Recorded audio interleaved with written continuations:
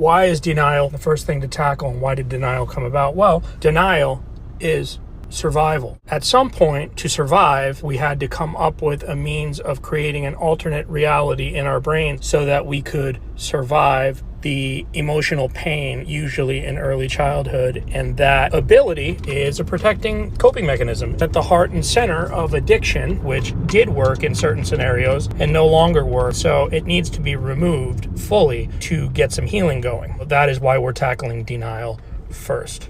So wow, holy crap, I was the last to know that I was an addict. My denial must have been incredibly strong. Why wouldn't we employ that same tactic with really anything and everything else that makes us uncomfortable? I come to realize that I've got this tremendous ability to see things differently if it makes me feel more comfortable. It's almost like we've been gaslighting ourselves, and that is a painful proposition. The good news is that we begin to notice denial everywhere else, and that is tackled in 12-step recovery. Any therapist that is dealing with addiction needs to slowly help the client break that down. What about the denial of denial? Well, if we don't want to face denial, then we can deny the existence of the denial by saying things like, my upbringing wasn't that bad. I had 2 loving parents, and no, there was no trauma, nothing out of the ordinary, nothing to see here. Brush it under the rug. There's no real willingness to fearlessly dive in and challenge what it was like growing up in your environment. That's difficult to do on our own. So removing the denial of denial is a multi-layer thing. The expectation isn't that you're just going to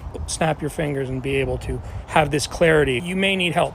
To a certain extent, we've had to fall in love with our abusers because they may have been as good as we got. Without them, it would have meant death. So in some way, we've had to align ourselves with them. And to break that alignment is incredibly painful and very difficult to do.